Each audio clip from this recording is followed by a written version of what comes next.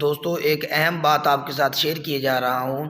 آج 2 دسمبر ہے۔ 2 یا 3 دسمبر کو ڈاکٹر فوزیہ صدیقی جو ڈاکٹر عافیہ صدیقی کی بڑی بہن ہے وہ امریکہ گئی ہوئی ہیں اور ان کی ملاقات ہے ڈاکٹر عافیہ صدیقی سے۔